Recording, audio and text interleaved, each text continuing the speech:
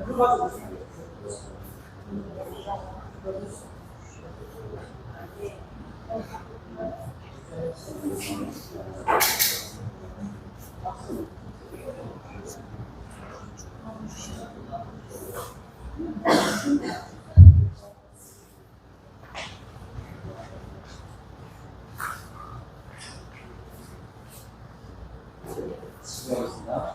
하나님 감사합니다. 우리 예배하러 가서 예배하고 싶은 사람 뭐가 여기 있는 마음을 보라. 내가 우리 마음을 구입하여 없는 수였을 진료보다 하나가 그것이 신뢰하는 성도에게 공유하여 주시고 그리고 아니 예배될 가운데 교통을 하나님으로 예기로 나를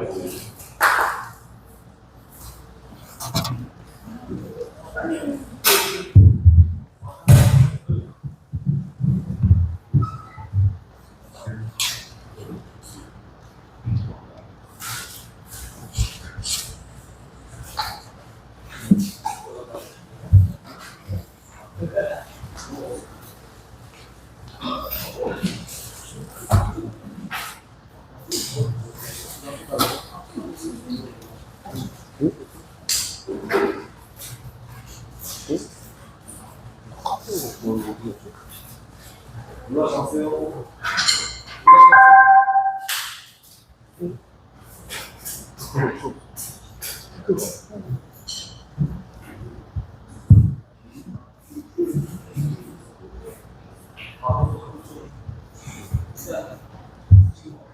진영아 하나 더 꺼줄래? 하나 더 꺼는 게 낫잖아. 하나 더 꺼는 게 어디 하나 더 꺼서.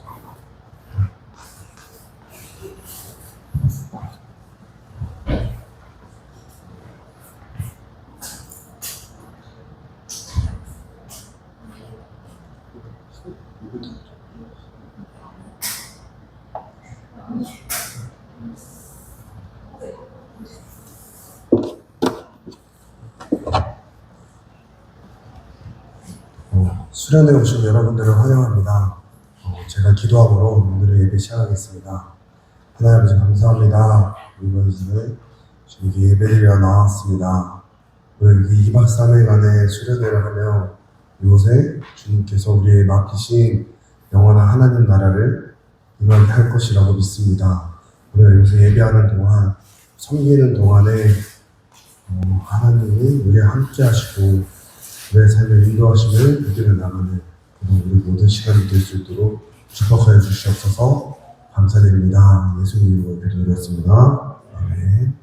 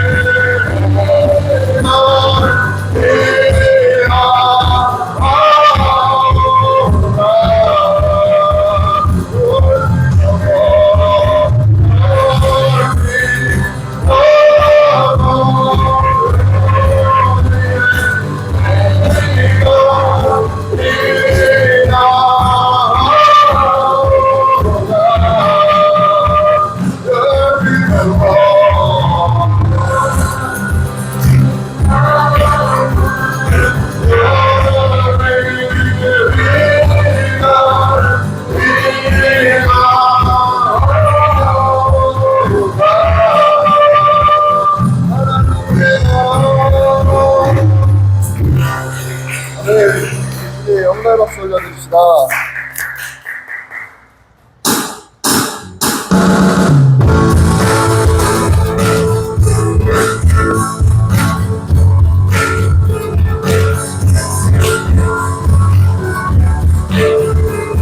예수님이 가시고 하나님 나라가 오면 이런 나라를 우리가 생각합니다. 우리가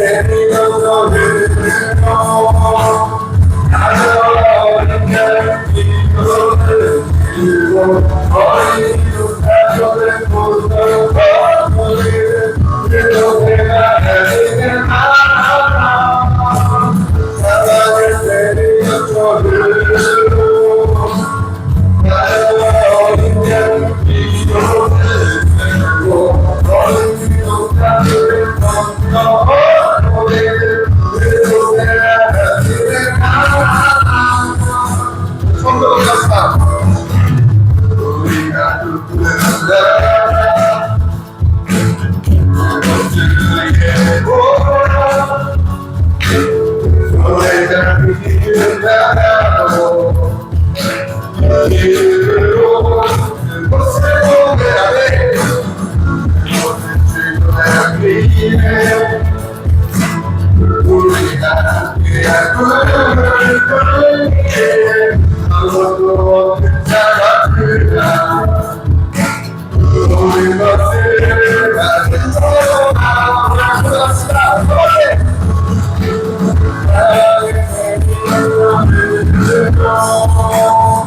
달려오는 자는 위로 들고 어린 곳들을 보소 그렇게 나가리겠다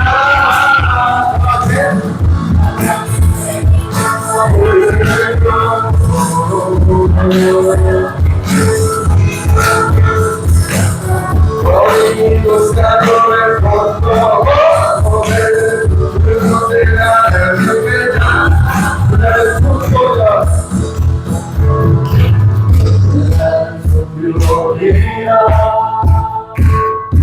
나를 속도리라 나를 속도리라 나를 속도리라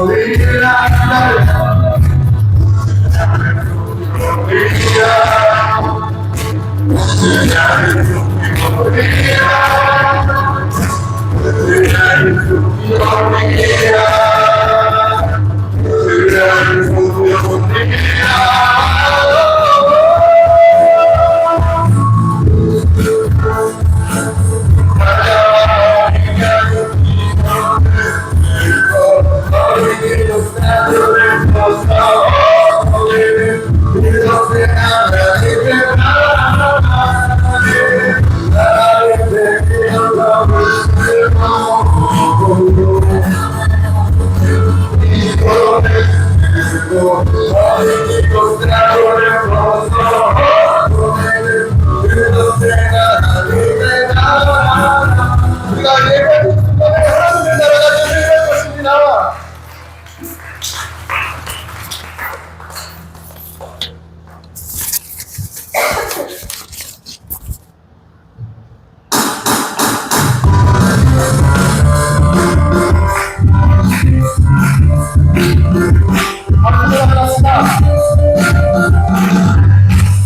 내가 그 날에 온몸을 해먹을 것입니다.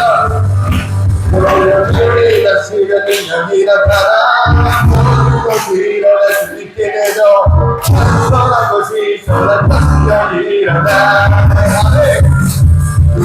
오늘을 부딪히는데 여기보다 그렇지 않네 선한 것이 선한 것이 일어나 우리 고맙습니다.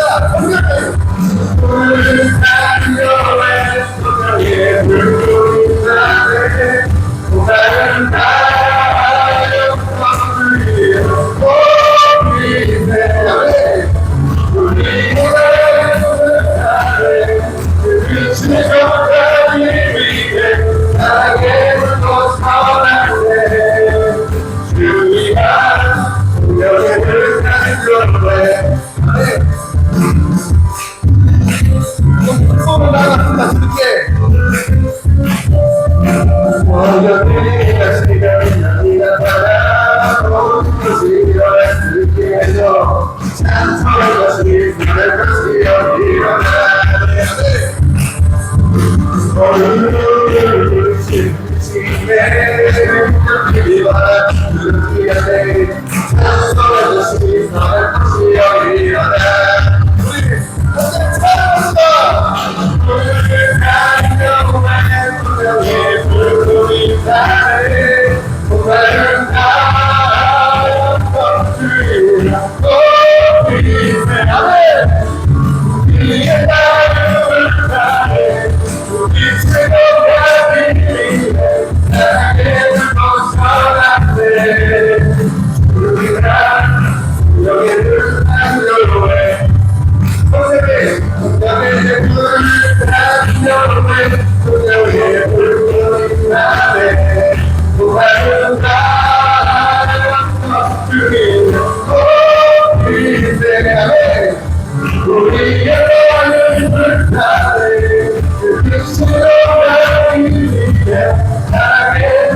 떠날 때 주야 주님의 불난 교회 우리는 우리의 삶을 사네 우리 실력한 우리는 나에서 떠날 때 주야 주님의 불난 교회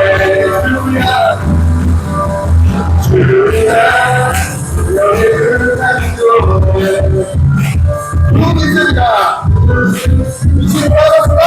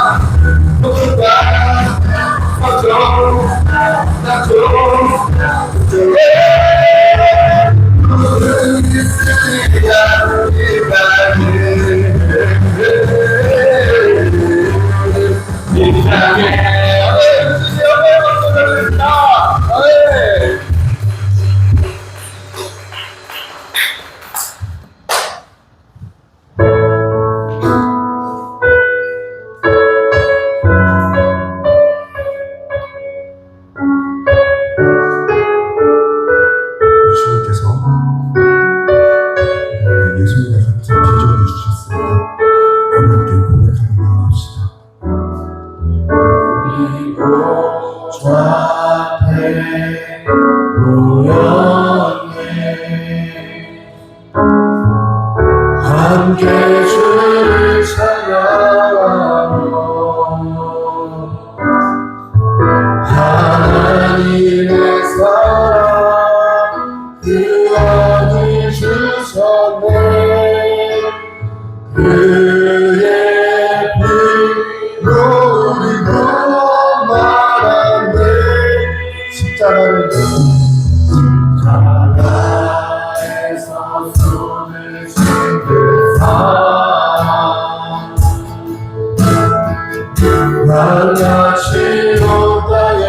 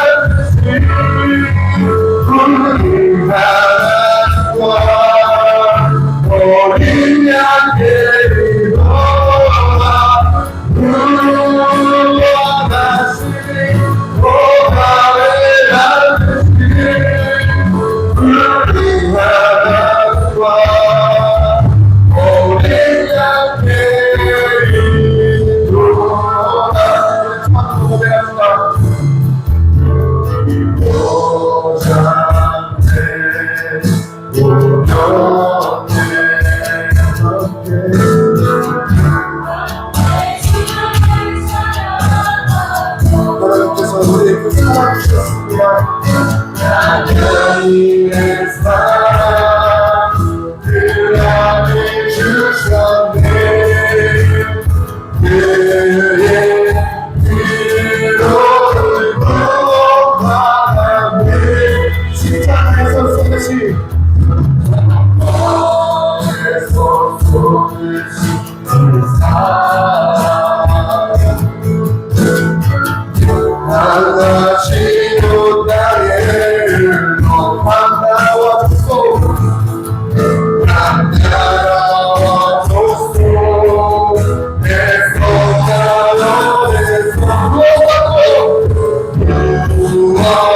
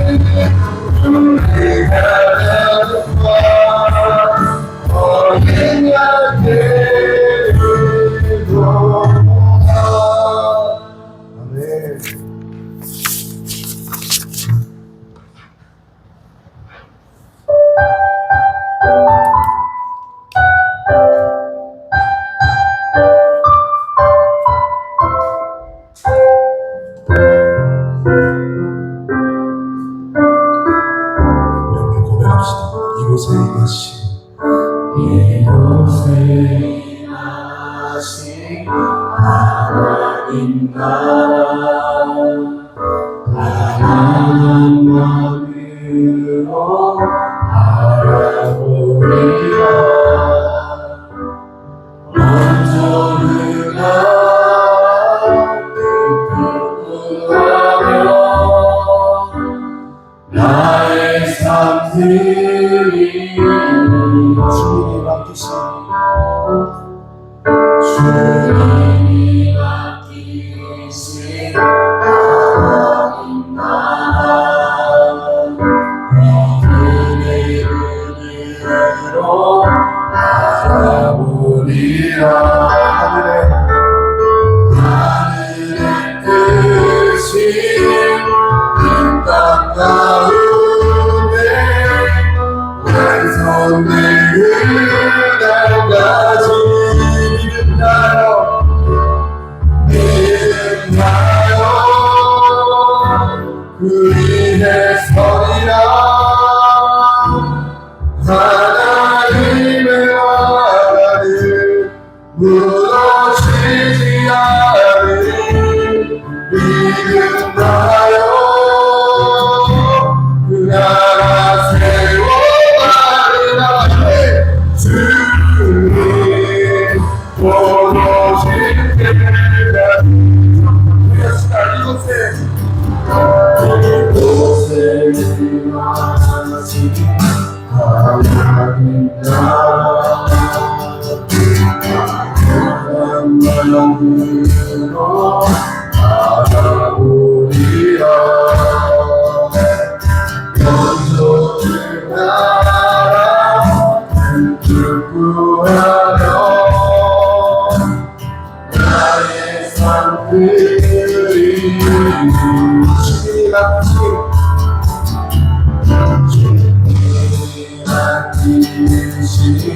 하나님 나라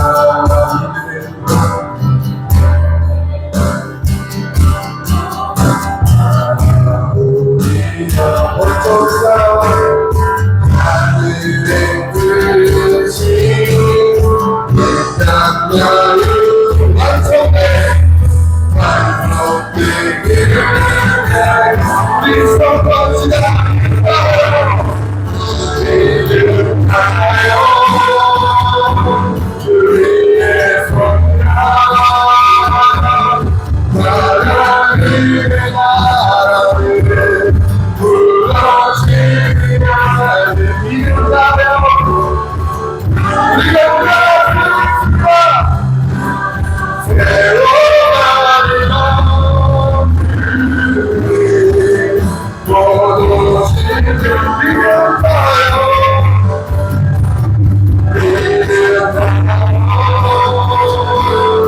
우리의 선이라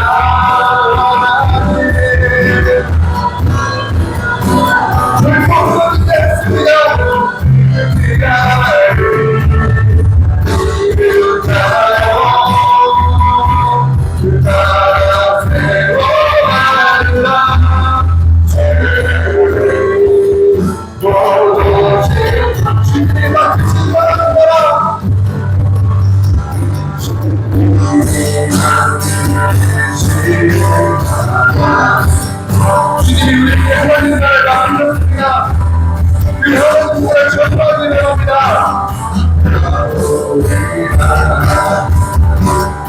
하늘의 뜻이 이 땅 가운데 완성된 그날까지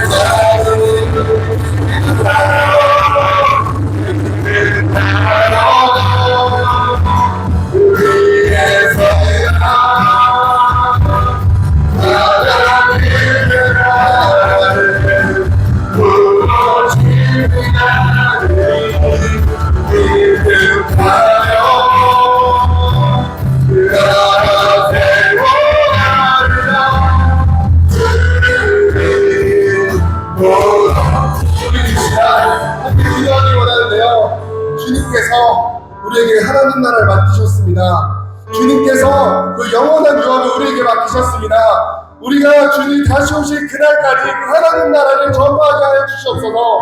우리가 이 온국 땅에 와서 하나님 나라를 전파한 것과 같이 이 온국 땅으로 말하자 한국 땅과 저 열방 너머까지 하나님 나라가 임할지어다. 우리 주여 한번 외치시고 함께 기도를 나갑시다.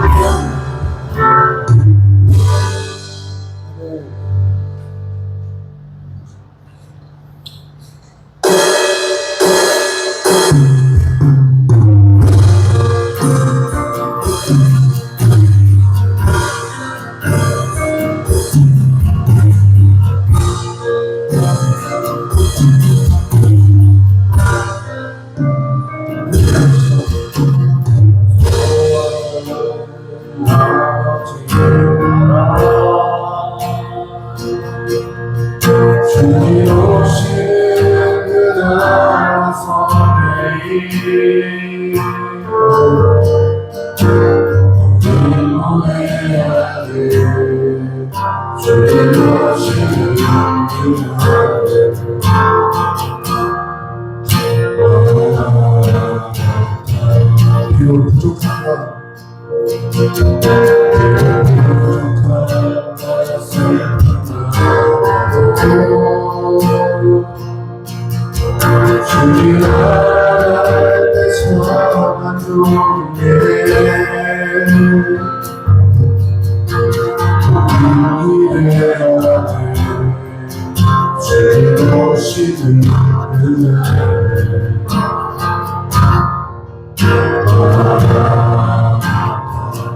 주님 다시 오시는 다시 오시는 그날을 우리 보게 되리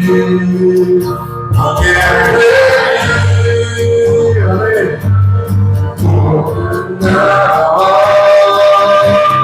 모든 나라니 주의 경배하는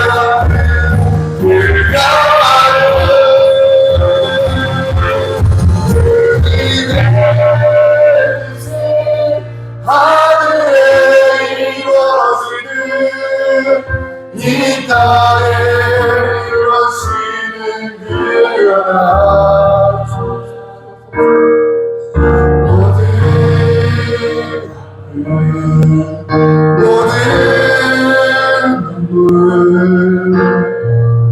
모두 씻겨지리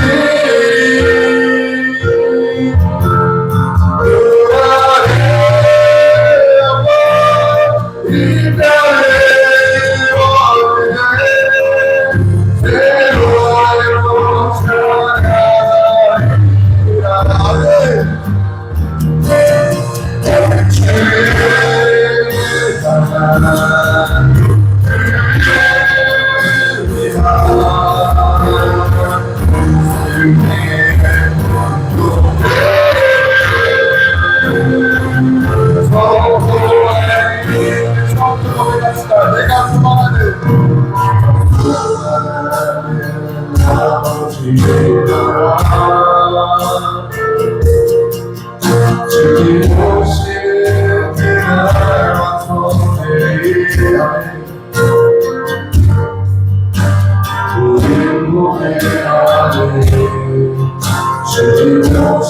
주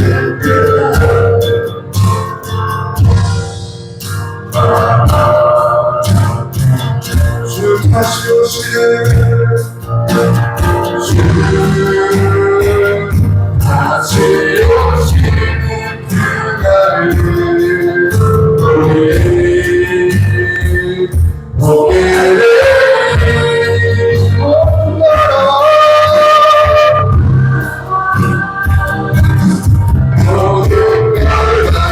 우리 주께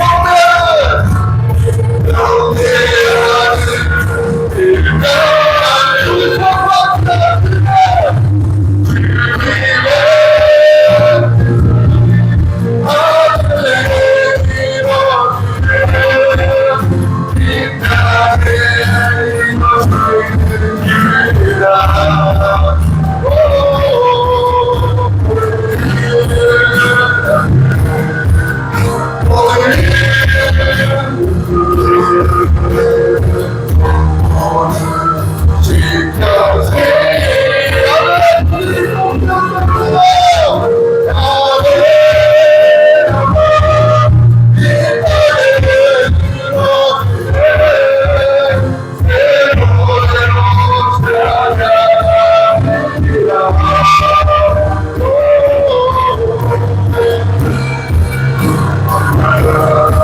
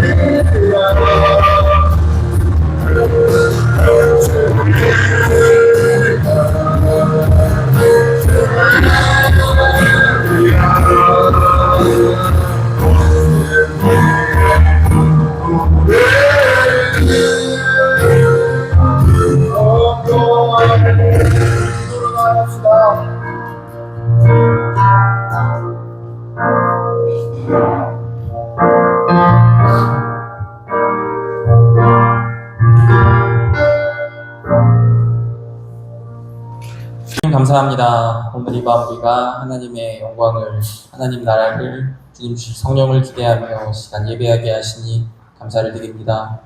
오늘 예배 가운데 오직 주님만 영광 받아 주시고 주여 우리의 삶을 사용하사 하나님 나라가 이 땅 가운데 선명히 드러나는 그 귀한 역사에 사용하여 주시옵소서.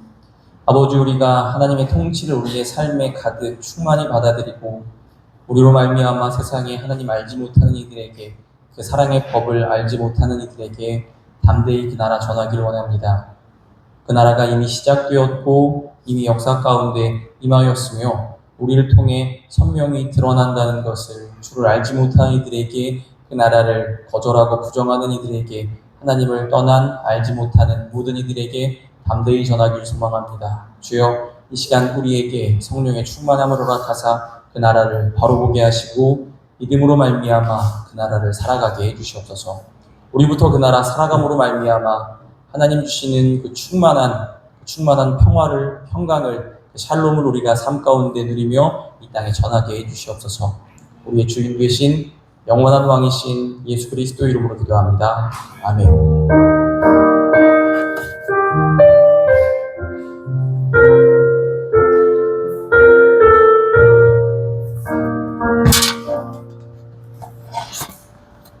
이 시간 함께 볼 하나님 말씀은 이사야 11장 1절부터 9절입니다. 이사야 11장 1절부터 9절입니다.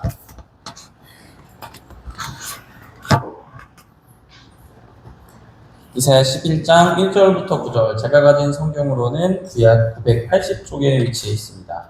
이사야 11장 1절부터 9절 말씀.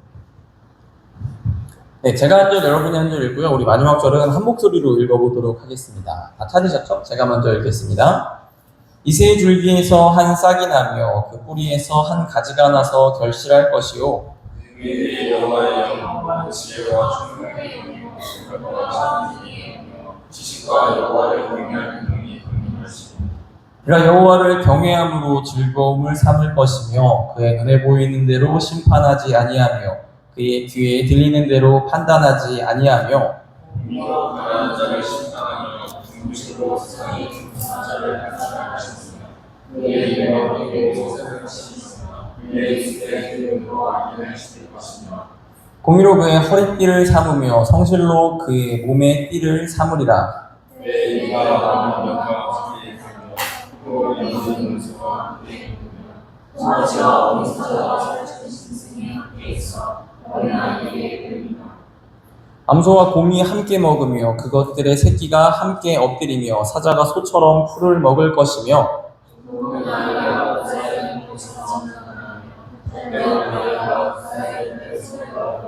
함께 읽겠습니다. 네, 거룩한 산 모든 곳에서 해됨도 없고 상함도 없을 것이니 이는 우리 바다를 덮음같이 여호와를 아는 지식이 세상에 충만할 것임이니라. 아멘.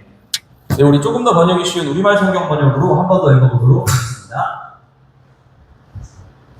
네, 제가 먼저 읽을게요. 이새 줄기에서 한 싹이 나오고 그 뿌리에서 가지가 돋아나 열매를 맺을 것이다. 여호와의 영이 그에게 오를 것이다. 지혜와 안전의 영, 노력과 용기의 영, 주시와 여호와의 경외하는 영이 그에게 오를 것이다. 그는 여호와를 즐겨 경외하고 눈에 보이는 대로 판결하지 않고 귀에 들리는 대로 결정하지 않을 것이다. 오히려 그는 약한 사람들을 공의로 판결하고 세상에서 합격하는 사람들을 위해 중심하게 결정을 내릴 것이다. 그는 그의 맹의로 서사하시고 그 입술의 바람으로 죄를 범한 사람들을 죽일 것이다. 그는 정의로 그의 허리띠를 띠고 신실함으로 그의 몸의 띠를 삼을 것이다. 그때와 어린 양과 함께 살고 거기 생긴 염소와 함께 누우며 송아지와 어린 사자와 살찐 짐승이 함께 있는데 어린아이가 그들을 이끌고 다닐 것이다. 암소와 곰이 함께 풀을 뜯고 그 새끼들이 함께 뒹굴며 사자가 소처럼 짚을 먹을 것이다. 둥덩이가 역사의 영웅에서 중간하고 어린아이가 함께 있는 새들이 먹을 것이다. 함께 읽겠습니다. 그들은 내 거룩한 산 모든 곳에서 해치거나 다치게 하지도 않을 것이다. 우리 바다를 덮고 있듯이 세상이 여호와를 아는 지식으로 가득할 것이기 때문이다. 아멘. 네, 뭐랄까요? 한 가지 불안한 점이 있다면 이번 수련회가 참 이렇게 막힘없이 잘 진행됐거든요. 그래서 내 징크스상 한 번은 ቋ것 같아갖고 뭔가 문득 이 뭔가 잘해야 뭔가 이렇게 예배가 무사히 마쳤으면 좋겠다라는 생각이 문득 드는 장난입니다. 아니 좀 그런 마음이 들어요. 이번 수련회가 참 은혜 가운데 진행됐다는 생각이 있거든요. 그러니까 네 근데 뭐 100% 장난 아니었고 저는 늘 그랬거든요. 뭔가 이렇게 어떤 행사가 이렇게 진행되면 이렇게 잘 되는 것도 있고 동시에 또 안 되는 게 같이 있어야 마음이 좀 편안한데 이번 수련회 뭔가 이렇게 잘 되는 것 같지? 그런 것 같지 않아요? 아닌가? 그런 것 같지 않아요? 뭔가 잔치도 엄청 잘 됐고 물놀이도 생각보다 너무 재밌었는데 뭔가 거기 찾은데 너무 좋았는데 약간 그래서 뭔가 약간 뭔가 실수가 하나 있을 것 같은데 실수가 없네 약간 이런 느낌이 들어서 약간 좀 긴장이 되는 그런 기분이 문득 듭니다. 그래서 요지는 그냥 감사하다는 겁니다. 우리가 이렇게 함께 예배할 수 있고 또 문득 찬양하는데 그런 생각 들었어요. 우리가 이렇게 뭐랄까 그냥 마음 놓고 찬양하고 마음 놓고 기도할 수 있는 이 시원한 이 편백나무 향 나는 좋은 공간 자체가 우리한테 주어졌다는 게 굉장히 큰 은혜다 이런 생각이 문득 들었습니다. 그러니까 하나님의 신실하심이라는 거죠. 우리가 하는 모든 여정, 모든 일상 내가 생각하지 못한 가운데 형통을 주시고 또 예상치 못한 어떤 고난과 어려움 만나겠지만 그럼에도 불구하고 하나님 우리를 가장 좋은 곳으로 인도하신다. 가장 신실하게 인도하신다. 그리고 오늘은 좀 이번 수련은 좀 신기하게 다 좋네. 약간 이런 생각이 좀 드는 그런 기분입니다. 어제 우리는 히스기야의 이야기를 통해 하나님 나라라는 목적지를 향해 가는 우리의 신앙 여정이 순탄하지 않다라는 점을 함께 나누었습니다. 근데 그럼에도 의지할 건 하나님의 신실하심입니다. 그분의 신실하심을 신뢰함으로 우리는 인내할 수 있고 고난 가운데 포기하지 않을 수 있으며 믿음의 길에서 떠나지 않고 최종 목적지인 하나님 나라를 유업으로 받게 된다. 궁극적인 그 목표가 있으니 우리는 엎치락 뒤치락 할지라도 오르락 내리락 할지라도 그분의 신실하심 그리고 변하지 않는 영원한 하나님 나라를 소망하며 그리고 내가 그 나라로부터 왔고 내가 하나님의 자녀라는 그 정체성을 붙들고 더 모든 상황 가운데 하나님 바라봐야 한다. 그게 우리의 존재다라는 얘기 함께 나눴습니다. 고난을 통해 제가 발견한 3가지 명제 제가 어제 말씀드렸듯이 있는데요. 첫째가 하나님께서는 이 문제를 어떤 문제든지 단번에 해결할 수 있다. 그리고 아직 내일은 오지 않았다. 나는 아직 살아있다. 이게 제가 고난 중에 발견한 3가지거든요. 하나님 나라를 향해 가는 여정이 쉽지 않습니다. 아마 우리 다들 수련회 오늘 너무 좋게 찬양하고 아까 제가 얘기했듯이 이렇게 다 잘 돼? 이렇게 뭔가 내일 짬뽕까지 예약이 잘 되면 진짜 빈틈이 없이 잘 되는데요. 그러지 않나요? 그죠? 그러지 않나? 네. 그러니까 준비한 모든 게 잘 됐거든요. 근데 사실 우리가 살아가는 건 아마 그렇지 않을 겁니다. 아마 수련회에서 은혜 받고 너무 좋고 잔치도 너무 잘 됐고 수영장도 너무 재밌었고 숙소도 너무 깨끗하고 아무튼 다 좋은데 너무 시원하고 그런데 우리가 일상으로 돌아가면 아마 이번과 같지 않겠죠. 분명히 모든 날이 다 좋지 않을 겁니다. 평탄한 길이 아님이 분명합니다. 분명히 탄탄대로만 있진 않겠지만 그럼에도 우리는 하나님의 신실하심 가장 선한 길로 우리를 인도하시는 아버지의 사랑과 우리를 향한 그 신실한 은혜를 바라보는 게 바라봐야만 하는 게 우리의 정체성 우리가 하나님께로부터 왔고 내가 하나님의 소유이기 때문에 그렇기 때문에 우리는 더욱 하나님만을 붙들 자아가 아니라 붙들어야만 합니다. 그게 우리의 존재라는 걸 모두 기억했으면 해요. 어제 나누었던 설교가 하나님 나라를 목적지로 삼고 살아가는 우리의 개인적인 내용 나의 삶이 이렇게 오르락 내리락 할지라도 고난 만나고 형통 만날지라도 좋은 날 있고 안 좋은 날 있을지라도 하나님 바라보자 라는 어떤 개인적인 삶에 대한 권면이었다면 오늘은 하나님 나라의 공동체적인 좀 더 사회적인 이야기를 해보고자 합니다.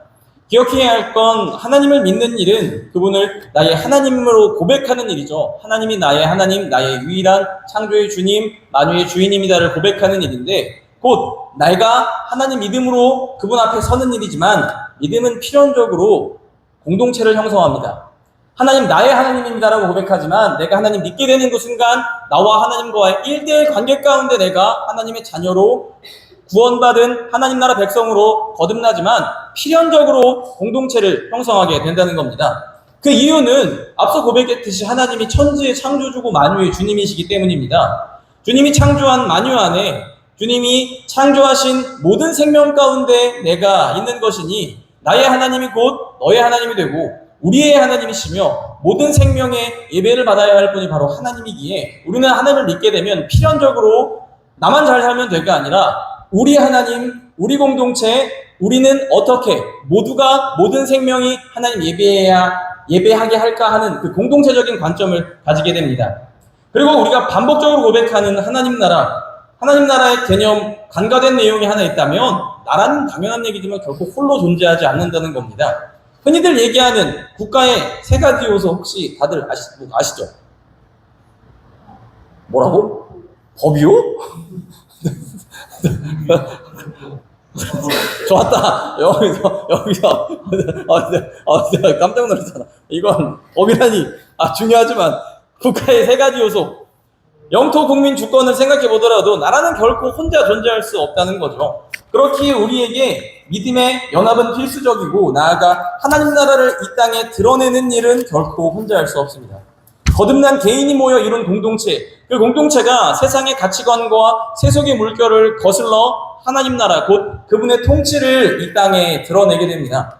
변화된 나, 그리고 나와 함께 예비하는 같은 하나님을 믿는 같은 하나님 안에서 변화된 너, 우리가 세상을 결국 바꾸는 거죠.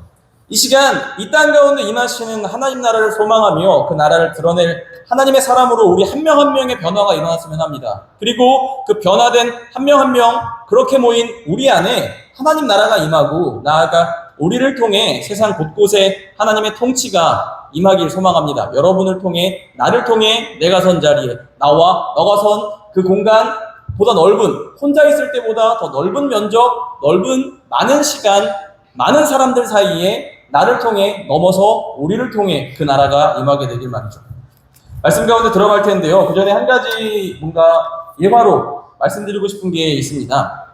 여러분 이런 말 아세요? 혹시 이거 아세요? 오래된 미래라는 말 아세요? 오래된 미래? 오래된 미래? 잘 읽어야겠구만. 난 또 이 중에 아는 사람이 있을까봐 사실 조금 쫄렸지만 근데 오래된 미래가 뭐냐면 그러니까 말부터 뭔가 좀 어감이 좀 느낌이 좀 있지 않아요? 그러니까 오래되었다라는 건 과거의 개념을 내포한 단어고 미래라는 건 아직 오지 않은 현상을 의미하죠. 그러니 이 두 낱말은 서로 반대되는 개념을 가진 듯하고 있는 모순된 단어라는 생각이 드는데요. 이 말이 사실 뭐냐 하면 헬레나 노르베리 호지라는 스웨덴의 경제학자 겸 환경운동가가 있는데 이 사람이 라다크라는 인도 최북단의 작은 나라를 관찰한 후 기록한 책 제목입니다. 책 제목. 근데 되게 재밌어요. 그리고 나는 사실 이게 또 저는 이제 학교에서 누가 추천해줘서 읽었는데 무슨 이렇게 입시 관련돼서 많이 중요한 논술에 많이 나오는 책이라고 또 많이 읽는다 그래서 혹시 이거 쓰고 나서 이거 다 읽었으면 어떡하지? 바로 맞추면 어떡하지 했는데 못 맞춰서 다행이네요. 네. 아무튼 이제는 좀 지속 가능성에 관한 사회 현상을 다룰 때 종종 사용되는 비유적 표현인데요. 이 책의 내용이 뭔지 간단하게 설명해 드릴게요. 이 책의 배경이 되는 라다크라는 지역은 그 당시 이제 헬레나 호지가 들어갔을 때 석유 문물이 아직 들어가지 않은 지역으로 그들이 작게는 축업하면서 살고 양털로 옷을 지어 입고 서양식 보일러만큼은 아니지만 그래도 가축의 배설물로 이렇게 난방을 하는, 그러니까 자족하는 생활을 하던 사람들이었습니다. 그런 사회였어요. 굉장히 작은 나라? 뭐 연방이라고 해야 할까요? 아무튼 지역이었어요. 그런 중에 그들 사회에도 석유 문물이 들어가게 됩니다. 신식 문물을 접하게 된 라다크의 주민들은 자신들이 자족하며 누리던 것들에서 서양의 물건과 생활 양식으로 이제 이동하게 돼요. 점차. 그들의 눈에는 진보라는 이름의 새로운 것들이 자신들이 누리던 삶보다 더 좋아 보였고, 그렇게 그들은 라다크에서 살며 지켜오던 정체성을 일순간에 서구식으로 바꿔버립니다. 그러니까 예를 들면 이런 거예요. 그들이 늘 오면 손님들한테 주는 어떤 웰컴 드링크 같은 어떤 그런 늘 즐겨 마시는 차 같은 게 있거든요. 그러니까 버터를 넣고 끓인 차예요. 거기서 만든 자기들이 직접 짠 소에서 짠 버터에 이렇게 허브를 어떻게 해서 이렇게 하는 그런 차, 버터차라고 하더라고요. 버터차를 먹고 뭐 파인애플 직접 갈아서 먹고 뭐 이렇게 먹고 살았는데 그것들이 코카콜라로 대체됩니다. 사람들이 이제 코카콜라만 찾게 되는 거예요. 그리고 양모와 양털과 이제 면으로 이제 그들이 옷을 만들어 입고 기워 입고 살았는데 이제는 다들 청바지로 옷을 바꿔 입게 됩니다. 가축의 배설물로 이제 그걸 태워서 이제 난방을 하던 집이 다 석탄 보일러를 쓰게 되죠. 하지만 이러한 삶의 변화는 그들의 삶을 진보시키기보다 이전에 없던 어려움을 만들어내거든요. 그러니까 생각해보세요. 인도 최북단이래요. 그러니까 저 어디인지 정확히 모르겠는데 아무튼 춥대요. 그러니까 멀겠죠? 그러니까 여기까지 물자가 이동하려면 당연히 가격이 비쌀 테고 관광이나 소규모 수공업으로 이제 수익을 버는 이들에게는 질 좋은 물건을 살 수도 없는 상황인 겁니다. 그러니 이들은 좋지 못한 품질의 물건을 사용하게 되고 거기 품질이 좋지 못하니까 당연히 몸에 좀 안 좋은 또 변화들도 생기고 그마저도 차등이 생기는 그런 일을 겪게 됩니다. 그러니까 사회적 양극화와 환경 문제가 동시에 발생하게 된 거죠. 책에 한 일화가 있는데 이 일화가 이들이 겪은 이 아이러니한 상황을 잘 설명해줘요. 무슨 일이 있냐면 라다크의 한 가정에 환자가 생겼다고 합니다. 환자가 생겨서 마침 근처에 이제 서양 의술을 배운 의사가 거기 상주하고 있어서 그 의사를 이제 부르게 된 거예요. 그 의사를 불러서 이제 그가 치료를 다 해주고 그 사람들에게는 서구 사람이니까 서양 사람의 어떤 신식 문물을 가지고 온 사람이니 어떤 뭐랄까 동경의 대상이잖아요. 그래서 물어보았다고 해요. 요즘 서구 사회, 즉 발전된 너네 사회에는 어떤 것들이 유행이고 어떤 생활 양식을 살아가고 있냐 했더니 그 의사가 하는 말이 뭐냐면 그들이 부러워하는 진보된 문물이 뭐냐면 서양 사람들이 유기농이라고 얘기하는 100% 버터 뭔가 이런 것들 그리고 천연 양털 옷 천연 면 그러니까 그들이 원래 입었던 양털로 옷을 기워 입고 면으로 옷을 기워 입었던 그런 것들 이 유행이라고 의사가 말합니다. 사실 유기농식 재료와 피부 자극이 적은 천연 소재의 옷가지들은 본래 라다크 사람들이 자족하면서 지낼 때 사용한 것들이었거든요. 그들이 먹었던 버터와 우유는 방목한 건강한 소에게서 짰던 것들이고 그들의 옷은 100% 양털과 면이었으니까 그들이 본래 좋은 것들을 자족하면서 생활하고 있었다라는 겁니다. 코카콜라와 청바지가 들어오기 전에 이미 그들은 좋은 걸 누리고 있었다라는 거예요. 석탄보일러도 마찬가지죠. 왜냐하면 석탄이 너무 비싸서 자주 못 댔는데 차라리 동물의 배설물로 난방을 할 때는 온도가 엄청 높진 않더라도 그래도 부족함 없이 그래도 지냈다라는 거거든요. 그러니까 책의 결론은 생태 친화적이고 공동체 중심의 생활 양식으로 라다크 전통을 살리자라는 어떤 라다크 프로젝트가 이제 시작되면서 마치게 되거든요. 그러니까 이런 겁니다. 책에서 말하는 오래된 미래란 미래의 진보된 삶, 좋아 보이고 탐나는 그 생활 양식이 사실은 이미 우리가 지나온 공동체, 자족하는 삶에 있다라는 그런 의미인 거죠. 근데 저는 사실 이 오래된 미래를 읽고 처음에는 어떤 환경 문제, 그리고 또 자족하는 삶, 어떤 공동체 생활 이런 거에 대한 좀 교훈, 그런 메시지를 좀 많이 받았었거든요. 그러다가 제가 이제 과거에 사역할 때 이 책을 같이 읽었을 때 그냥 이 오래된 미래라는 말 자체가 왠지 멋있잖아요. 그냥 단어, 어감이. 그래서 제가 그냥 별 생각 없이 한 고등학생 친구한테 물어봤어요. 넌 오래된 미래가 뭐라고 생각해라고 물었더니 그 친구가 뭐라고 그랬냐면 갑자기 하나님 나라가 이러는 거예요. 왜? 그러니까 우리가 원래 에덴에서 태어났고 그 에덴은 우리가 미래에 그러니까 하나님 나라의 원형이니까 하나님 나라인데 결국에 그 나라는 과거에 있지 않았냐라고 얘기하는 거예요. 저는 이 오래된 미래가 그 말을 들었을 때 이게 어떻게 보면 우리가 하나님 나라를 생각할 때 관점과 비슷하겠구나라는 생각이 들었습니다. 소망하는 그 나라와 닮아 있다라는 거죠. 세상에 많은 좋은 것들이 우리를 유혹하지만 역설적으로 우리는 그 좋다고 하는 것들 무분별하게 받아들일 때 신앙의 길을 잃고 삶의 방향을 잃게 되는 경우를 보게 됩니다. 마치 이런 거죠. 하나님 나라, 나는 하나님의 사람이고 나는 예배하며 은혜를 누리던 사람인데 내가 세상을 살다 보니 세상에 좋은 게 너무 많아서 그걸 막 무분별하게 받아들이고 예를 들어 일요일을 막 놀러 다니고 주일 아니고 일요일 놀러 다니고 뭐 말씀 보는 그 시간 난 그냥 차라리 그냥 좀 쉬는 게 좋아. 친구 만나는 게 좋아. 아니 그냥 노는 게 좋아. 나를 즐겁게 하는 것들로 나의 삶을 채우고 싶어. 늘 많은 세상에서 들려오는 소리. 내 인생의 주인이 나니까 난 내가 좋아하는 것들로 내 삶을 채울 거야. 마치 라다크가 그랬던 것처럼 본인들이 살고 있던 거를 버리고 저게 더 좋아 보이는데 저들이 마시는 코카콜라가 너무 좋아 보이는데 마시는 입고 있는 그 청바지가 너무 좋아 보이는데 그게 멋있어 보이는데 나 그걸 따라가고 싶어. 내 걸 버리고 마찬가지로 내가 누렸던 은혜보다 나 주일날 노는 애들이 너무 부러워. 너네들의 삶이 뭔가 세련돼 보여. 너네들의 삶이 뭔가 자유로워 보여. 뭐랄까 하나님도 안 믿는데 어떻게 걔가 그렇게 멋진 삶을 사니? 라고 얘기하는 그런 사람들 우리가 따라간다면 근데 아이러니하게도 우리 그럴 때 한 1년만 그렇게 놀아보세요. 진짜 놀면 안 되지만 1년만 놀아보면 결국 길을 잃어버리고 있다는 걸 발견하게 됩니다. 문득 내가 잘못된 길에 온 것 같아라는 생각을 하게 돼요.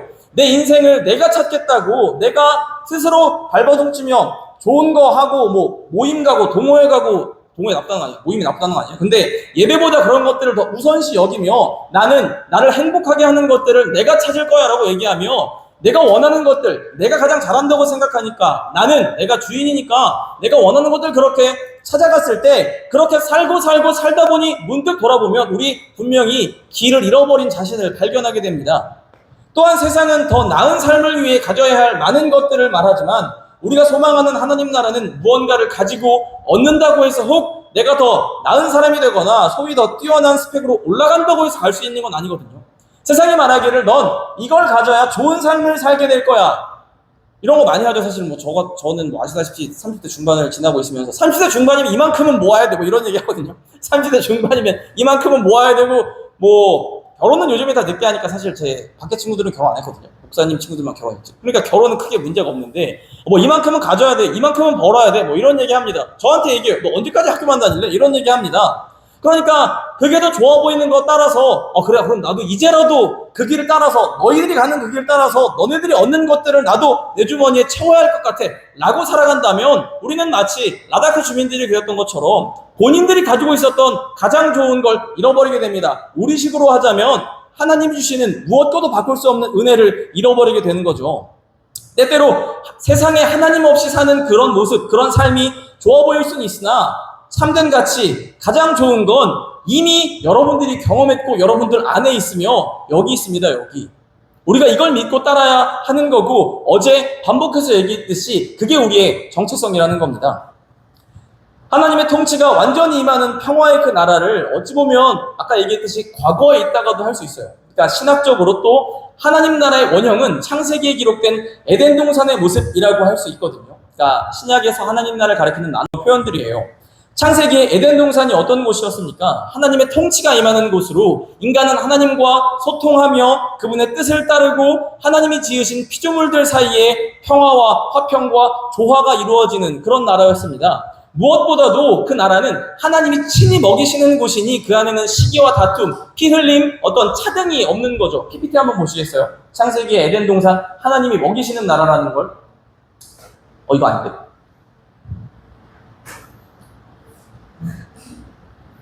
네, 우리 함께 읽겠습니다. 시작.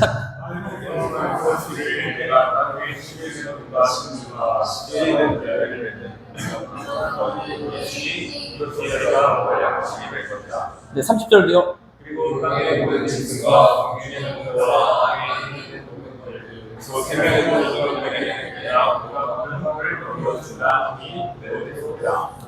하나님이 먹이시거든요. 온갖 푸른 풀을 먹이로 준다. 내가 하나님이 주시는 그 나라, 우리의 정체성, 내가 하나님 거라면 결국 우리가 고백하는 건 하나님이 나를 먹이신다인 겁니다. 오늘날 당연하게 받아들여지는 어떤 약육강식의 논리가 적자생존의 원칙이 지배하는 곳이 아니라 하나님의 말씀과 그분의 뜻으로 운영되는 장소, 평화가 가득한 그곳이었다는 거죠. 마치 오늘 본문에 기록된 이사야의 예언 가운데 회복될 그 나라가 이와 같은 모습이라는 겁니다. 하나님이 기준이요 중심이 된 공의와 정의가 사방에 가득함으로 억울한 사람 없고 소외된 사람 없는 나라, 이리와 어린 양이 표범과 새끼 염소가 함께 누워도 안전한 그 나라는 하나님께서 이미 우리에게 과거에 보여주셨고 그리고 우리에게 맛보게 하셨던 그 나라였다는 겁니다. 알려주신 나라라는 거예요. 그 나라가 없었던 걸 너네가 추구하라가 아니라 이미 주님께서 만드신 이 땅이 그 나라였다는 겁니다. 그러니 우리가 하나님 나라 소망합니다라고 얘기하는 건 24시간 예배만 드리는 나라를 꿈꾸는 게 아니라 이 창조의 원형이 회복되는 그 그림을 우리가 그려야 한다는 거죠. 분명히 예수 그리스도가 다시 오실 때 완전히 임하게 될 그 오래된 미래와 같은 은혜임을 우리 말씀 가운데 깨닫게 되길 소망합니다. 나아가 우리의 존재는 세상의 세속적 가치를 그 삶에 채우기 위한 생이 아니라 정의와 공의의 전달자로 이 나라를 회복해야 하는 게 우리가 그렇게 얘기하는 하나님 나라 임하소서, 하나님 나라 임하소서, 마치 내가 막 24시간 뛰면서 찬양하는 그 나라를 꿈꾸는 게 아니라 하나님이 먹이시기 때문에 우리가 시기 다툼 없고 피 흘림 없이 살아가는, 그리고 평화와 화평을 전하는, 공의와 정의를 세우는 그 나라를 우리가 회복하는 게 우리가 그렇게 찬양해서 얘기하는, 우리가 그렇게 기도할 때 주여 주님의 나라 임해 주시옵소서라고 하는 그 나라에 나를 사용해 주시옵소서라고 사용해 주시옵소서라고 할 때 우리가 해야 할 본래의 역할이라는 겁니다. 하나님의 뜻과 말씀을 전하며 세상에 화평을 전하는 이, 그게 바로 우리라는 겁니다. 이게 성경이 말하는 하나님 나라입니다. 수련회니까 이런 말도 제가 써놨거든요. 원고에. 수련회이다 보니 저도 부담 없이 설교를 길게 준비하였는데요. 참 이상한 게 어른 설교 때는 왜 이렇게 안 되는지 왜냐하면 이제 반했거든요. 이제 또 마저 또 가볼까요, 여러분? 괜찮은 거죠? 괜찮은. 네, 아무튼 네 그렇습니다. 왜냐면 사실 요쯤 되면서 이 본문 끝났거든요. 근데 아무튼 이제 반했는데요. 이제 오늘 본문을 이제 아직 우리 본문을 안 들어갔어요, 여러분. 아직 맞잖아. 우리 본문 이사야 말씀 안 봤잖아요, 여러분. 그죠? 네, 우리 아직 본문은 안 들어갔습니다. 이제 본문을 찬찬히 살펴보며 우리가 소망하는 회복해야 할 그 하나님 나라에 대해 함께 나누어 보고자 합니다. 말씀을 통해 은혜를 받아 회복될 그 하나님 나라를 각자의 삶에 드러냈으면 합니다. 그리고 앞서 말했듯 우리가 드러내야 할 그 하나님 나라는 막 하나님 좋죠. 찬양이 기쁘죠. 예배가 너무 행복한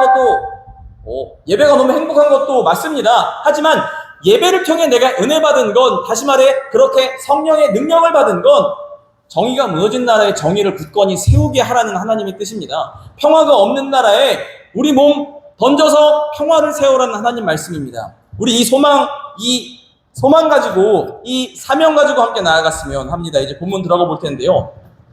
우리가 읽은 이사야서를 기록한 선지자 이사야는 사실 굉장히 좀 오랜 기간 선지 활동을 한 선지자로 알려져 있습니다.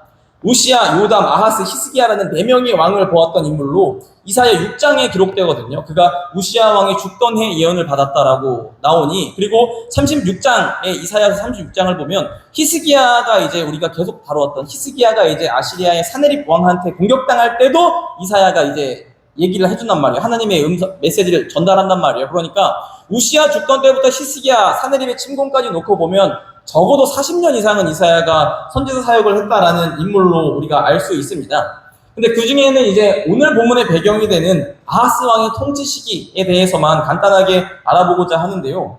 먼저 이제 아하스 왕이 누구냐? 아하스 왕은 시중일관 하나님 앞에 불신앙했던 악한 왕으로 그의 대표적인 악행은 우상숭배였습니다. 그런데 그가 보였던 우상숭배가 좀 독특해요. 뭐냐 하면 그가 보인 우상숭배의 모습은 이전에 남유다, 북이스라엘의 악한 왕들이 보인 우상숭배와는 본질적으로는 같습니다. 사실 우리 열왕기 다 같이 봤잖아요. 우리 묵상했으니까. 다 한 거 맞죠? 아무튼 묵상했으니까 열왕기 보면 끊임없이 우상숭배한 나쁜 왕들 계속 나오잖아요. 그가 악했다, 하나님 보시기 악했다 계속 나오는데, 이 아하스 왕이 조금 더 그 형태에 있어서의 차이를 보여주는 건 어떤 거냐 하면, 남유다가 아람의 공격을 받게 되었을 때 아하스 왕은 아시리아의 왕인 디글랏 빌레셋에게 도움을 요청하게 됩니다. 이미 여기서부터 잘못돼요. 아하스 왕은 아람의 공격을 받을 때, 아람이 자기를 쳐들어올 때 하나님이 아니라 더 강한 나라인 아시리아, 곧 아수르에게 나 좀 도와줘 라고 얘기합니다. 하나님의 제사장 나라가 여호와 하나님이 아닌 외세를, 눈에 보이는 권세를 의지하는 것이 일단 잘못됐고, 게다가 그는 아시리아 왕에게 도움을 요청하러 갔을 때 그가 이제 다메섹의 우상의 신전을 보거든요. 이 제단을 보고 감탄해요.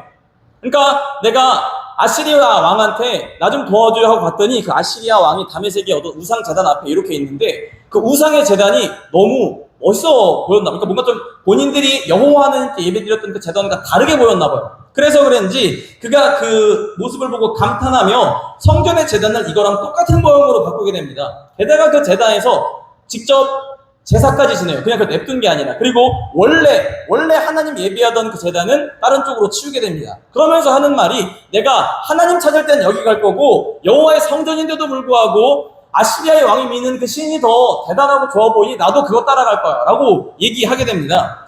하나님보다 우상이 더 좋아 보였던 거죠. 그는 하나님이 허락하신 성전과 제단을 하찮게 여기며 강대국의 우상, 강대국의 제단을 부러워하고 탐냈던 겁니다. 마치 우리가 예화에서 봤듯이 나다카 주민들이 보였던 것과 비슷한 거죠. 저게 더 좋아 보여. 그러니까 하나님 말고 난 내가 원하는 거, 내 눈에 좋아 보이는 걸 택할 거야 라고 말입니다. 한마디로 아하스는 우상 숭배를 넘어 신조차도 자기 자신의 유익을 위해 선택하는 인물이었고, 그러한 그의 죄악은 더 많은 신을, 더 능력 있는 신을 섬김으로 형통해지겠다는 당대에 대한 어떤 신이해를 따랐던 행동이었습니다. 이는 하나님 나라 백성이 가져야 할 믿음의 가치관이 아닌 지극히 세속적인 가치관이었으며, 하나님만 붙들어야 할 이스라엘의 정체성에 대한 부정이었습니다. 그가 가진 불신앙은 여호와 하나님 한 분만 의지해서는 나의 삶이 다른 나라보다 뒤처진다인 거예요. 하나님만 믿고 어떻게 살아 이겁니다. 내가 믿고 섬길 것, 나에게 유익을 줄 것 같은 것들이 저렇게 많은데 어떻게 바보같이 하나님만 붙들고 있을 거야 라는 거죠. 아하스가 통치하는 남유다의 모습은 어찌 보면 오늘날 하나님이 아닌 다른 것들로 만족을 얻고자 하며 이를 의지하는 세상의 모습과 크게 다르지 않습니다. 그동안 나를 인도하신 하나님의 은혜보다 눈에 보이는 권세가 다른 이들이 지닌 그 무언가가 더 좋아 보여 하나님과 붙잡은 손을 가볍게 놓고 일단 저걸 잡겠다라고 하는 삶. 이러한 모습은 내가 나의 유익을 위해 신까지도 선택할 수 있다는 인간의 교만이며 그렇게 내 능력을 키워 세상의 약육강식의 법칙 가운데 다른 이들 위해 서겠다라는 자기중심성, 그 이기심의 표본, 그 이기심이 바탕이 된 죄악임을 우리는 알아야 합니다. 생각해보세요. 하나님까지 내팽개치고 원하는 능력을 갖춘다면 그 능력을 얼마나 자기 마음대로 쓸까요, 사람이? 하나님까지 내팽개치고 내가 잘 된다면 얼마나 나의 삶이 하나님 없이 잘못된 길로 나아가겠느냐 하는 겁니다.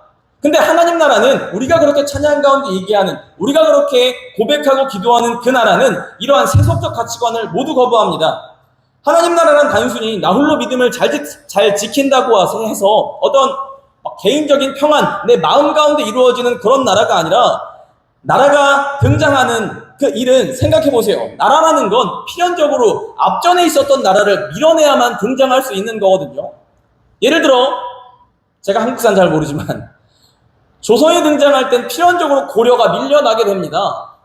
바벨론이 등장할 땐 당연히 마땅히 아수르가 망할 수밖에 없어요. 아수르와 바벨론이 공존할 수 없습니다. 그리고 페르시아와 바벨론이 공존할 수 없죠. 페르시아가 등장했다면 바벨론은 사라질 수밖에 없는 거고 마치 조선이 등장했으면 고려가 없어질 수밖에 없는 것처럼 하나님 나라가 내 안에 드러났다면 내 나라는 사라지는 게 정상인 겁니다. 그러니 다시 말해서 세속적 가치관과 하나님 나라는 본래 양립할 수가 없어요. 나라라는 건 분명히 필연적으로 그 앞전의 나라를 밀어내고 등장하기 때문에 말이죠. 그러니 우리가 하나님 나라를 주창하고자 한다면 마땅히 세상의 흐름을 따라선 안 된다는 겁니다. 분명 명심해야 할 점은 다시 말하지만 하나님 나라는 어떤 개인의 안녕이 아니라는 거예요.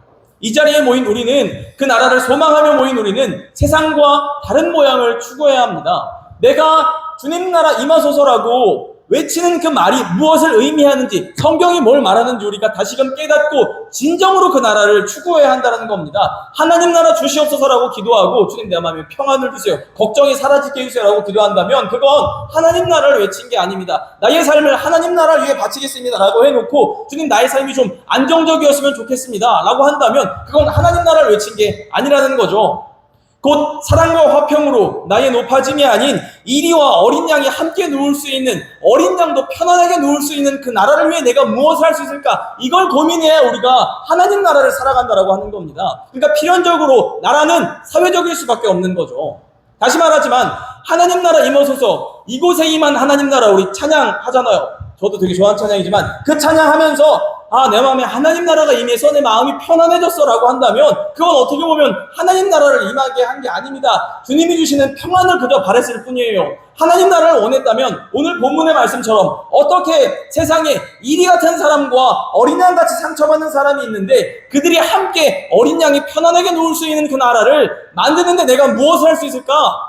어떻게 본래 피조 세계로 내가 이 세상을 하나님 보시기에 합당한 나라로 회복할 수 있을까? 이걸 고민해야 한다는 겁니다. 그리고 한 걸음 더 나아가서 여러분이 가지고 있는 모든 능력들, 하고 있는 진로들, 그 모든 것 주님 나라를 위해 써주십시오 라고 한다면 내가 가진 것 가지고 청년의 때에 그 나라를 어떻게 세워야 할까 고민해야 한다는 겁니다.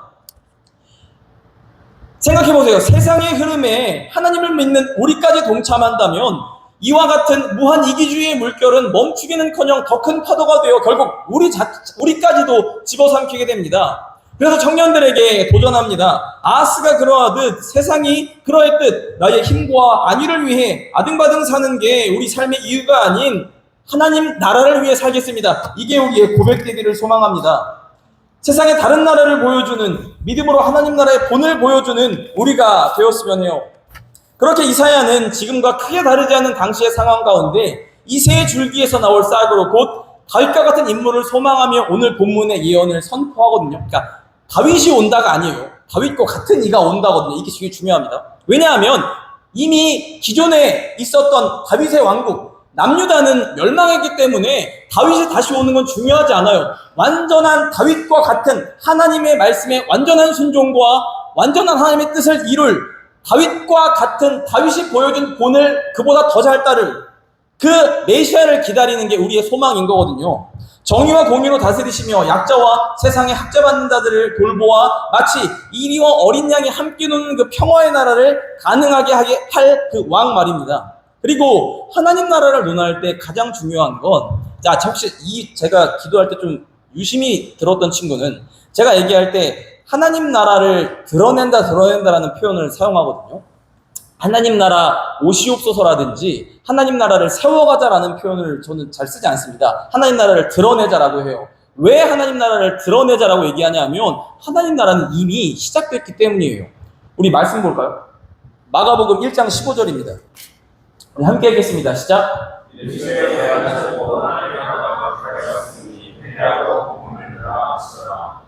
이새의 줄기에서 나올 싹 곧 예수 그리스도 오심으로 말미암아 그리고 그분이 말씀하셨던 이 선포를 통해 우리가 알 수 있는 건 하나님 나라가 이미 왔다는 겁니다. 그러니까 시작된 나라라는 거예요. 그러니까 우리가 이리와 어린 양이 함께 노는 그 평화의 나라를 세우는 게 불가능한 일이 아니라 뜬구름 잡는 얘기가 아니라 우리의 삶은 이미 시작된 그 나라를 살아가는 데 있다는 겁니다.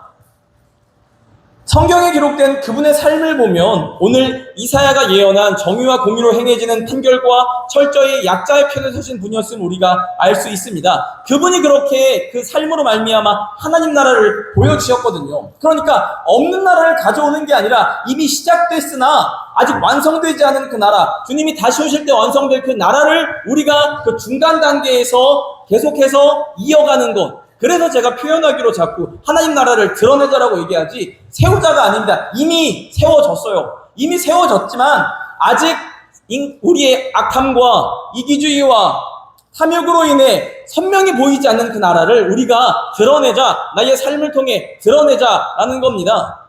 이는 주님이 전한 진정한 하나님 나라가 바로 오직 하나님의 뜻을 이 땅에 드러내는 정의와 이 땅에 억울한 이들의 눈물을 닦아주는 공의의 나라였으며 강자와 약자가 하나 되는 이리와 어린 양이 함께 눕는 곳을 주님이 이미 시작하셨다는 걸 전제합니다. 그러니 우리도 그분을 따라간다면 마땅히 배고파 보시오. 아니 얘기하는데 뭐 부산스럽게 왔다 괜찮아. 먹는 거 조용히 괜찮아.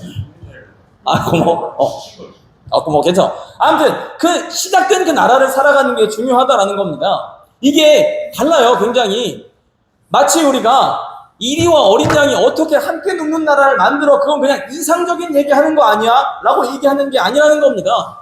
이미 시작됐으니까 우리도 그걸 그냥 따라 걸으면 됩니다. 아무도 밟지 않는 눈밭을 밟는 게 아니라 이미 눈이 쓸려져 있다는 거예요. 그러니 우리는 그곳에 그냥 걸어가면 됩니다. 그곳에 그냥 걸어가면 된다는 겁니다. 그게 우리에게 위로가 되고 그렇게 우리는 성령님과 함께 그 길을 함께 걸어갈 때 나의 삶이 우리가 그렇게 고백하는 하나님 나라로 드러날 수 있다는 거죠. 그런 의미에서 이제 오늘 본문 우리가 함께 읽은 이사야 본문의 내용은 에덴 동산의 이미지를 담고 있으며 서로를 향한 피 흘림이 없는 화평의 나라에 대해 말하고 있습니다. 그러니까 에덴 동산의 이미지를 시작으로 나아가 우리의 본향과 존재의 출발을 생각해 본다면 태초에 하나님께서 지으시고 보시기 좋았던 하나님의 형상, 곧 주님의 자녀가 우리의 정체성이라는 걸 우리는 또한 생각해야 하거든요. 이는 우리의 정체성을 바탕에 놓고 생각해 볼 때 우리의 삶은 더 편하고 나은 삶을 추구해야 한다는 세속적 가치 아래 있지 않으며 하나님께서 이루신 본래의 선한 창조를 따르며 이 땅에 보여야 할 그러한 사명을 받은 존재라는 걸 기억하게 합니다. 그러니까 주님이 하나님 나라를 시작하셨기 때문에 우리는 그 땅을 걸어갈 수 있고 우리가 이사야 본문에서 봤던 것처럼 우리가 지나온 주님께서 우리에게 이미 보여주신 그 나라를 우리가 마음 가운데 소망하고 있으니 우리 역시 그 나라를 회복시켜야 한다. 그러니까 다른 얘기 같지만 두 가지가 같은 걸 말하고 있는 겁니다. 이게 우리의 사명이라는 거죠. 우리는 소위 좋은 삶을 살기 위해 이 땅에 태어난 일이 아닙니다. 우리에게 있어서 잘 산다라는 기준은 더 많은 것을 가지고 많은 것을 소유한 일을 의미하는 게 아니라 그러니까 하나님이 잃어버리신, 그러니까 하나님이 지으신 이 세계가 잃어버린 하나님을 떠난 이들이 지우고 있는 하나님의 뜻, 그 하나님 나라를 다시금 드러내는 일이라는 겁니다. 이미 시작된 그 나라를, 이사야가 말해준 이 나라를 드러내는 게 우리의 삶이라는 거예요. 이제 마지막 단락인데요. 저희 집중해서 한번 들어볼까요, 여러분? 네. 마지막으로 이리와 어린 양, 곰과 소가 함께 풀을 먹고 함께 눕는 세상을 위해 우리가 그럼 뭘 해야 할까? 저는 이걸 한번 생각해 봤으면 합니다. 본문의 비유적 표현을 아마 다들 어렵지 않게 해석할 줄로 알아요. 이리는 당연히 강자를, 어린 양은 약자를 상징하겠죠. 중요한 점은 이리와 어린 양이 함께 눕기 위해서는 어린 양보다는 이리의 헌신이 있어야 합니다. 그러니까 이리랑 어린 양이 같이 누우려면 기본적으로 어린 양이 헌신할 게 아니라 어린 양이 헌신할 게 아니라 이리가 헌신을 해야 한다는 거예요. 본문에 보듯 사자가 풀을 먹어야 하는 상황이 있는 겁니다. 이런 말 혹시 들어보셨나요? 저는 이 말을 듣고 참 인상적이었는데, 이리에게 자유는 어린 양에게 폭력이 될 수 있다는 겁니다. 이게 제가 이 근래 보고 있는 한 철학자가 좀 많이 한 그 사람은 늑대라고 표현하는데, 저는 그 말이 이 본문은 이렇게 적용될 수 있다고 봐요. 이리에게 있어서의 이리의 자유는 어린 양에게 폭력이 되는 거죠. 물론 오늘날 세상은 자기가 자기 권리대로 사는 거 당연하다고 말합니다. 내가 악의를 가지고 행동하지 않았더라도 그저 내 권리라고 여기는 것들을 행사했을 때 피해 보면 어떨까? 난 나대로 살아가는 건데 내 인생이잖아. 그리고 잘못한 거 아니잖아 라고 말합니다. 하지만 이리가 보이는 당연한 자유는 어린 양에게 폭력이 될 수밖에 없습니다. 약자란 그런 존재거든요.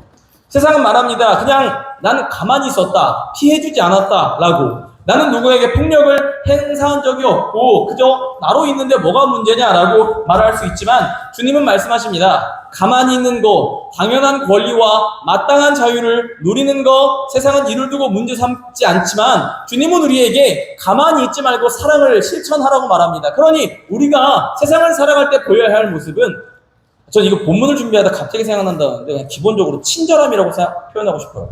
친절함입니다. 나 그냥 이게 난데? 난 이렇게 말해. 난 이렇게 행동해. 난 이렇게 살았어. 아, 맞죠? 그렇게 살아도 되는데 주님은 우리한테 너 너대로 살아라고 얘기하지 않고 너 사랑해라라고 말씀하십니다. 그러니 하나님 나라 어떻게 살아야 할까요? 나는 이렇게 태어났으니 이렇게 원래 말해왔고 이렇게 행동해왔고 난 이런 걸 추구해왔으니 그냥 나는 나대로 살면서 하나님 나라 살겠습니다 할 게 아니라 나는 나대로 사는 게 아니라 나로 있는 게 아니라 사랑하라는 주님 말씀 따라 결국 친절해야 하는 겁니다. 상대방한테 맞춰줘야 하는 겁니다. 왜 맞춰줘야 하냐? 도덕을 논하는 게 아니라 그게 하나님 나라의 첫걸음이기 때문이죠. 그리고 제가 이렇게 얘기하면 누군가는 이렇게 생각할 수 있습니다. 근데 기본적으로 난 이리가 아닌데 라는 생각할 수 있거든요. 난 이리가 아니야. 나는 뭐 예를 들면 난 돈이 없어. 나는 뭐 이렇게 그렇게 잘나지 못했어. 난 별로 가진 게 별로 없어. 뭐 이렇게 생각할 수 있어요. 그러니까 이건 나랑 상관없는 얘기고 나는 어린 양에 가까운데? 라는 생각. 나는 곰보단 소에 가까운데? 라는 생각할 수도 있습니다. 그런데 전 청년들이 믿음의 눈으로 이걸 보기 원합니다. 우리의 삶에 굉장히 다양한 요소가 여러분들을 이리로 만들 수 있어요. 그러니까 이런 겁니다. 나이가 될 수도 있고요. 학벌이 될 수 있습니다. 지위가 될 수 있고 재물은 물론 당연하고요. 혹 누군가는 공동체 안에 친밀도가 그 사람을 그 공동체 안에서 이리로 만들기도 합니다. 네, 이 공동체 너무 익숙해요. 그런데 누군가는 이 공동체가 낯설어요. 그러면 그 자리에서 나는 마침 저기 계시지만 그 자리에서 우리는 이리가 될 수도 있는 겁니다. 물론 저기 형제님이 어린 양이라는 얘기는 아니지만요. 네, 그렇게 되는 거죠. 공동체에서의 친밀감이 될 수 있습니다. 나 스스로 다른 사람보다 너무 더 내가 뭐 자존감이 높다라고 얘기하면서 하는 그런 행동들이 혹 누군가의 마음을 아프게 한다면 우리 멈춰야 한다는 거예요. 왜냐? 우리는 나는 나대로 있기 위해 존재하는 게 아니라 사랑하기 위해 존재하기 때문입니다. 다시 말하지만 세상을 살아갈 때 아주 다양한 요소들이 우리를 어떤 부분에서는 이리로 만듭니다. 어떤 부분에서는 또 어린 양으로 만들겠지만, 그러니 우리는 믿음으로 모든 걸, 믿음의 렌즈를 가지고 모든 걸 바라봐야 한다는 겁니다. 믿음의 눈으로 바라보며 무엇이 나를 이리로 만드는지, 무엇이 나를 어떤 자리에서 나를 교만하게 하는지 이를 분별하고 이를 내려놓음으로 인해 우리는 어떤 공간에서든지 간에 어린 양과 이리가 함께 누울 수 있는 그 나라를 만들어야 합니다. 요 얘기만 하고 말씀을 마치겠습니다. 그러면 이리와 어린 양을 동시에 만든 하나님은 공평하실까요, 여러분? 하나님 공평하신가요? 왜 공평하시죠? 아주 챗GPT 아주 정답만 얘기하는. 하나님 공평하십니까? 이런 생각 안 해보셨어요? 하나님, 이리와 어린 양을 만드신 하나님이 어떻게 공의롭고 정의로울 수 있을까? 모두 다 이리로 만들면 되지 않나? 라고 말입니다. 다 그러면 이리로 만들어서 공의를 세우시면 되지. 다 똑같이 만들어서 차등 없이 만들면 되지. 왜 주님은 이리도 만들고 어린 양도 만드셔서 왜 이렇게 불공평해 보이는 세상을 만드신 걸까라고 말입니다. 하지만 하나님의 공평하심을 전 여러분들께 이렇게 도전드리고 싶습니다. 뭐냐면 우리가 하나님의 형상이라면 내가 공의와 정의를 행하면 하나님의 형상인 나를 통해 하나님의 선하심이 드러나는 겁니다. 그러니까 하나님이 공의를 발동하시는 요건이 곧 하나님의 형상입니다. 직접 하나님이 나를 옮겨놓는 게 아니라 하나님의 형상인 나를 통해 그분이 말씀과 은혜와 성령으로 키운 나를 통해 여러분을 통해 하나님이 공의를 이 땅 가운데 발동하시는 겁니다. 그렇기 때문에 하나님이 공의로우신 주님이시라는 거예요. 하나님 우리한테 너 공의로워라, 너 사랑해라 라고 말씀하셨고 우리가 그 말씀 따라서 하나님의 이름으로 공의롭고 사랑으로 살아가면 어린 양과 이리를 함께 눕는 세상으로 내가 가진 것들 가지고 그 세상을 위해 헌신한다면 그때 하나님 세상이 인정하게 되는 겁니다. 아, 하나님은 진짜 선하셔. 내가 경험했어. 내가 저 사람을 보니 하나님의 선하심을, 그분의 공의로우심을 알겠다라고 말이죠.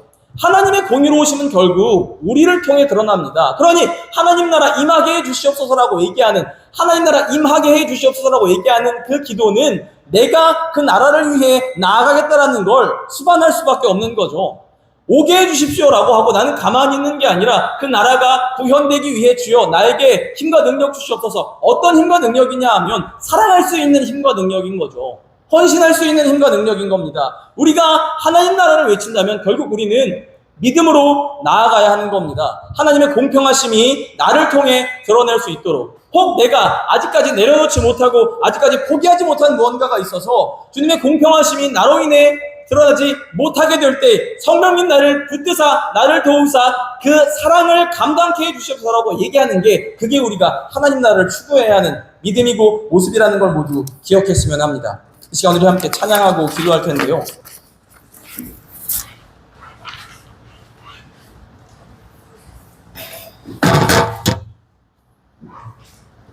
이 시간 우리 나의 하나님 함께 찬양하시면서 우리 하나님의 마음을 함께 생각해 보았으면 합니다. 우리 함께 찬양하겠습니다.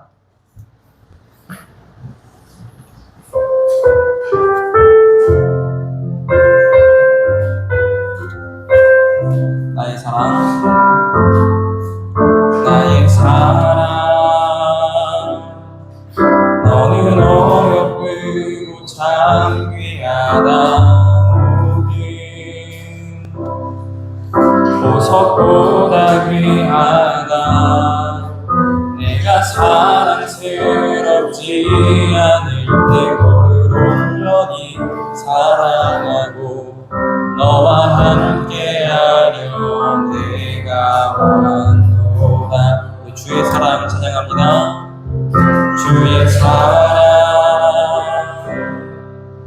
그 사랑은 결코 변치 않아. 계절도 올보시네. 물은 마르고 꽃은 시드나 주의 말씀은 진실해.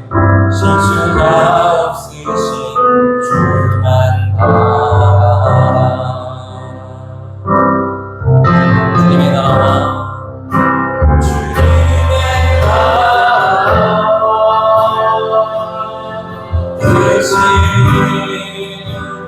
나의 서소에 임하시며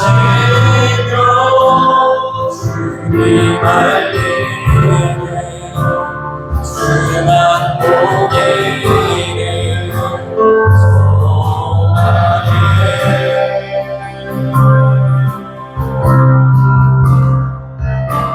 거룩히 살아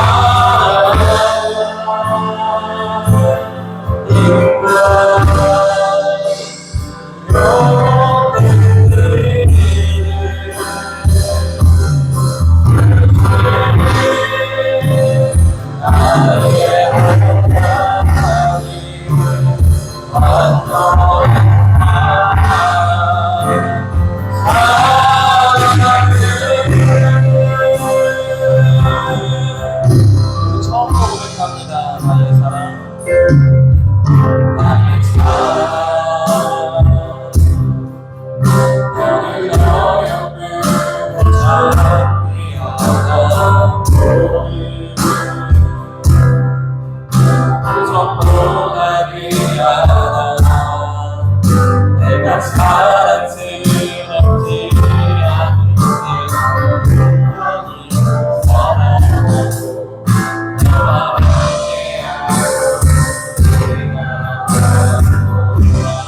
나의 사랑 주의 사랑 이 사랑은 구별하지 않아 내가 돌보시네 푸른 마르고 지시는 한내 말씀을 신실해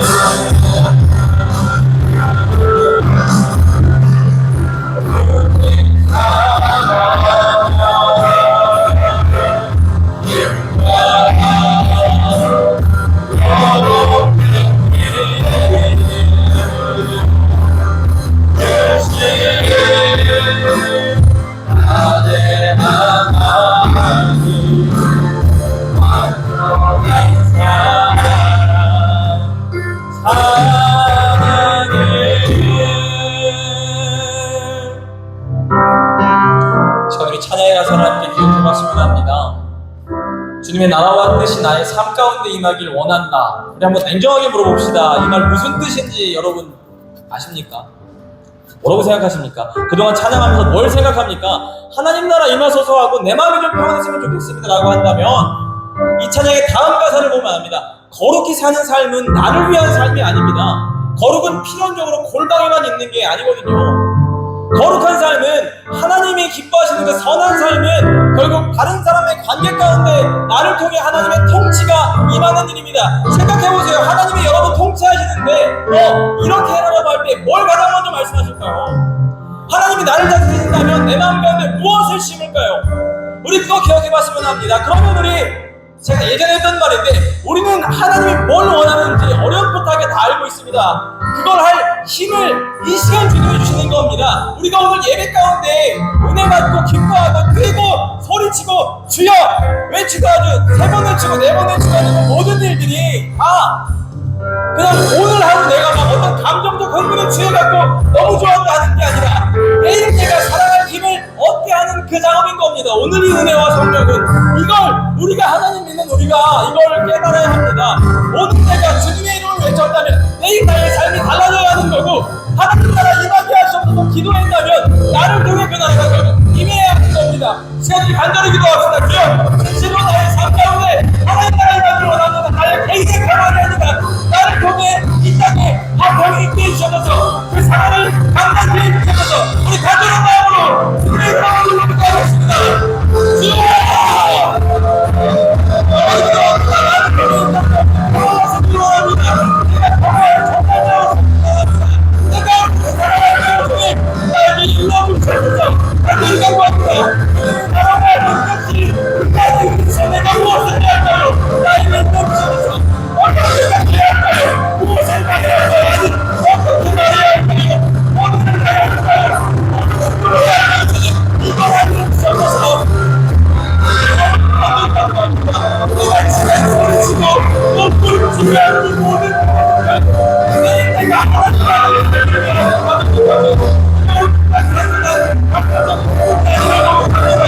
Thank you.